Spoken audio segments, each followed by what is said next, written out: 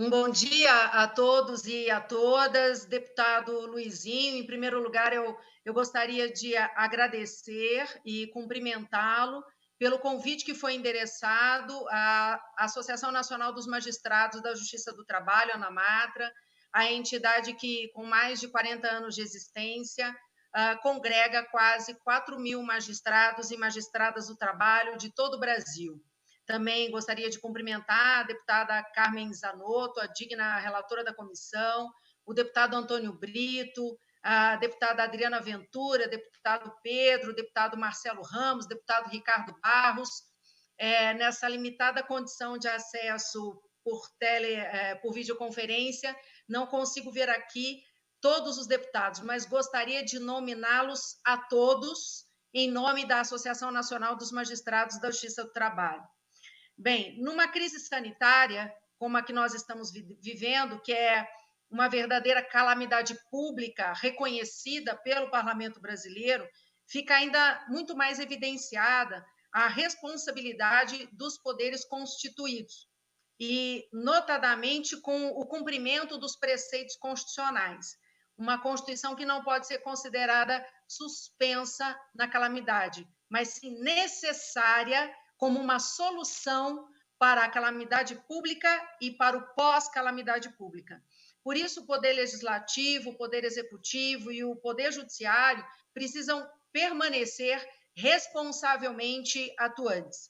A emergência de saúde impactou imediatamente o mercado de trabalho, colocando em xeque tanto os primados do valor social do trabalho quanto da livre iniciativa.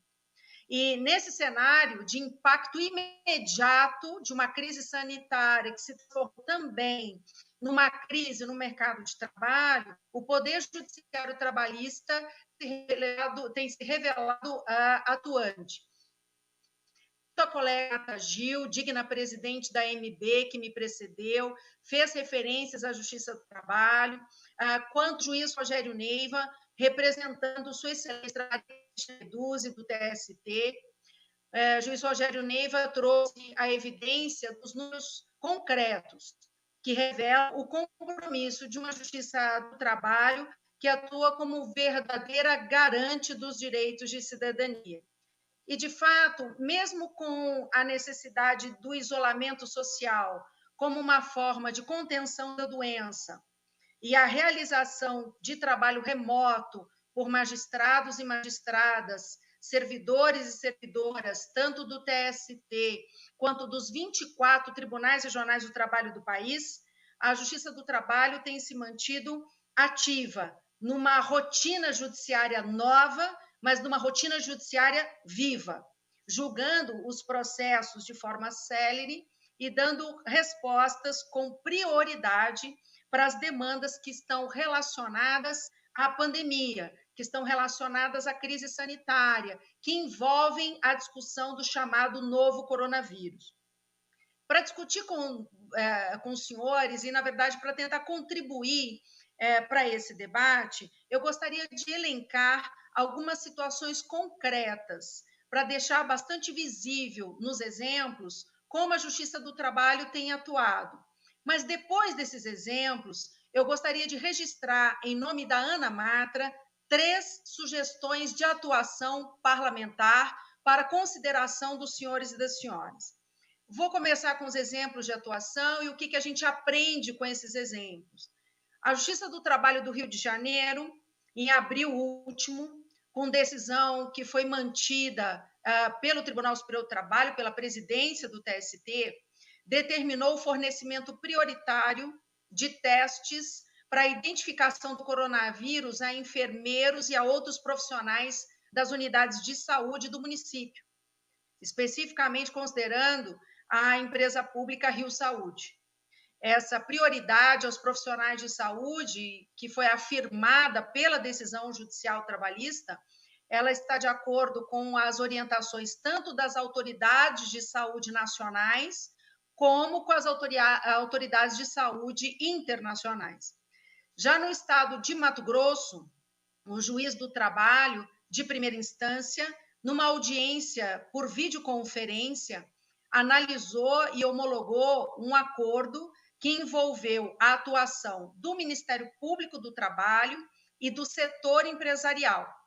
Esse acordo envolveu itens, aspectos para a diminuição dos riscos de contaminação pelo novo coronavírus. Qual foi a consequência da homologação desse acordo coletivo? Liberou as atividades de uma mineradora no município localizado no extremo norte do estado do Mato Grosso.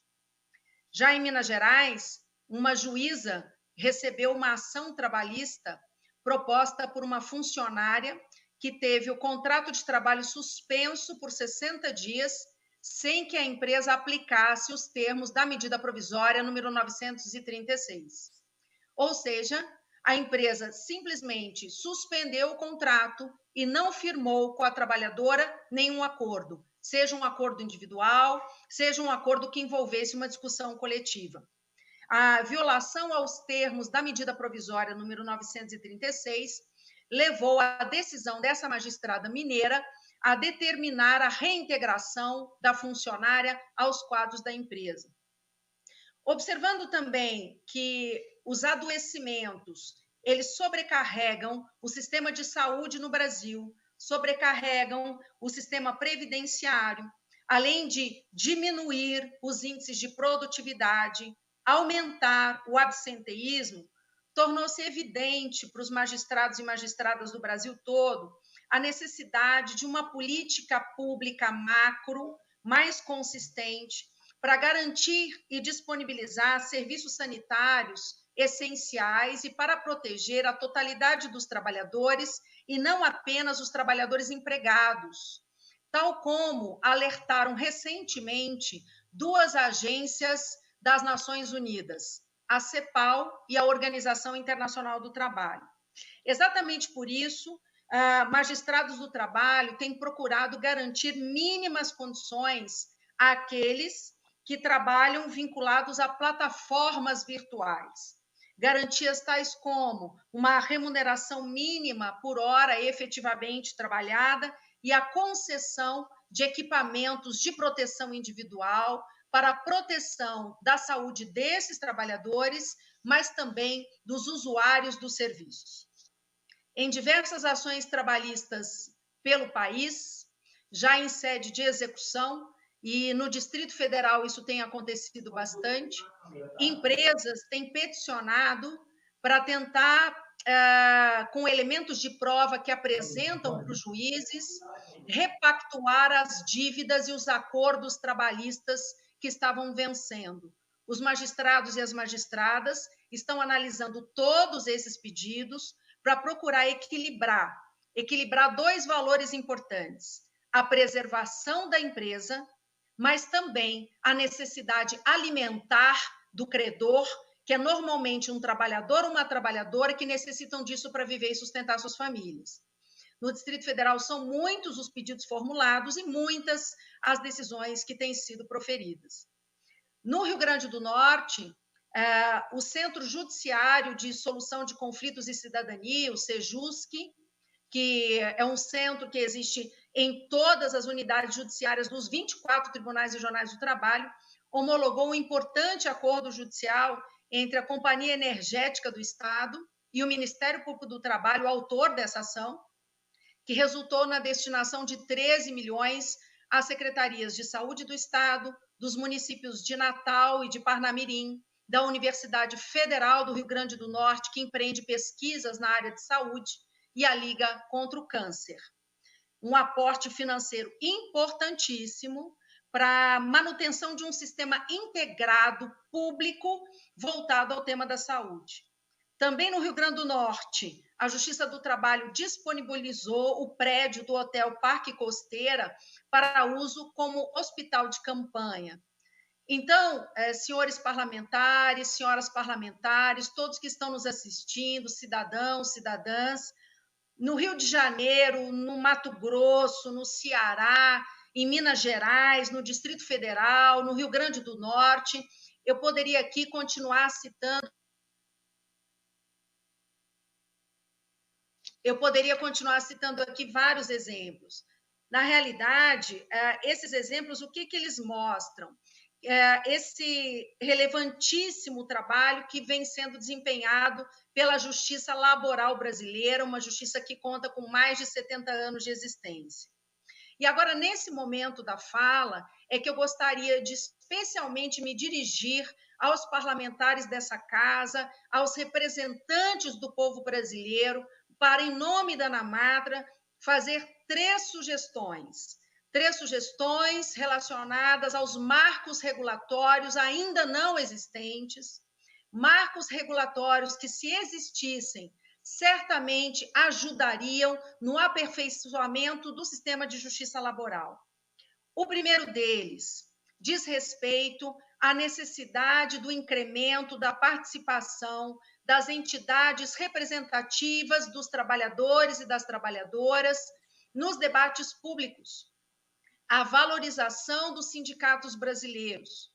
A OIT, ela indica que o diálogo social, o diálogo de paz, o diálogo pré-existente, ele consegue prevenir demandas judiciais. Quanto mais nós temos sindicato de trabalhadores, sindicato de empregadores e uma mediação pública pelo governo brasileiro em atuação, mais o diálogo pelo mercado de trabalho se torna um diálogo eficiente para todos e todas. E evita que as inseguranças se transformem em incontáveis ações judiciais. Ainda falta esse processo de valorização das entidades coletivas como promotoras desse diálogo, para que não se transforme tudo em demanda no judiciário. Um segundo aspecto, eu chamo a atenção da necessidade de um marco regulatório legislativo, de um debate do parlamento, dos representantes do povo brasileiro, quanto à proteção jurídica mínima a ser endereçada aos trabalhadores de plataformas virtuais. São trabalhadores e trabalhadoras que necessitam do trabalho para viver e que não têm as condições mínimas previstas, tanto de remuneração, que pode lhes dar a segurança alimentar, quanto de condição salubre para o desenvolvimento das suas atividades e proteção, inclusive, daqueles que tomam e recebem esses serviços. E o terceiro aspecto, que aqui é um verdadeiro apelo da Anamatra, nós tivemos ontem acesso a uma das versões do relatório da medida provisória número 927, que essa casa deve apreciar brevemente. Para surpresa de todos que lidam com o mundo do trabalho, no relatório consta uma alteração do artigo 253 da Consolidação das Leis do Trabalho. Esse é um artigo que prevê a necessidade de pausas para os trabalhadores em frigoríficos. Pela alteração do relatório, essas pausas serão diminuídas e elas alcançarão uma quantidade muito pequena de trabalhadores, justamente nos frigoríficos brasileiros, onde se tem constatado um índice imenso de contaminação pela Covid-19. Justamente nos frigoríficos brasileiros, onde se tem constatado índices alarmantes de adoecimento, incluindo o adoecimento mental dos trabalhadores e trabalhadoras. O apelo que se faz nesse momento é para que uma norma como essa, que nenhuma relação tem com o combate à pandemia, com a regulação do mercado de trabalho do Brasil, não seja aprovada numa situação como a que nós estamos vivendo agora.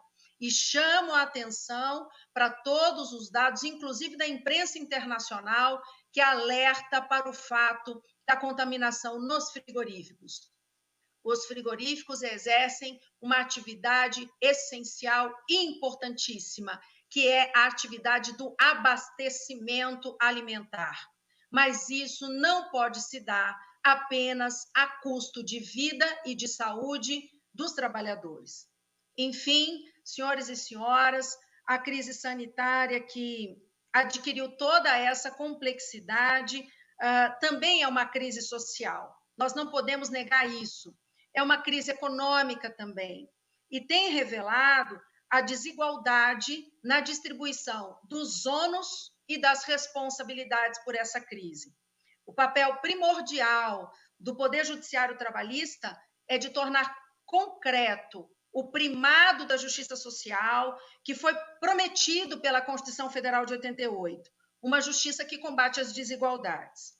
Bem ela, a justiça social, clamada pelos grupos mais vulneráveis da nossa sociedade e a única capaz de servir de anteparo às convulsões sociais. Com essas palavras, eu agradeço novamente a oportunidade, colocando a ANAMATRA à disposição para qualquer debate público e reafirmando o nosso profundo respeito pelo Parlamento brasileiro, pela Câmara dos Deputados, pelo Senado da República. Muito obrigada. Muito obrigado, a doutora Noêmia Garcia Porto. Eu quero aqui agradecer, saudar a participação do ministro Humberto Martins, Corregedor Nacional de Justiça e próximo presidente do Superior Tribunal de Justiça brasileiro.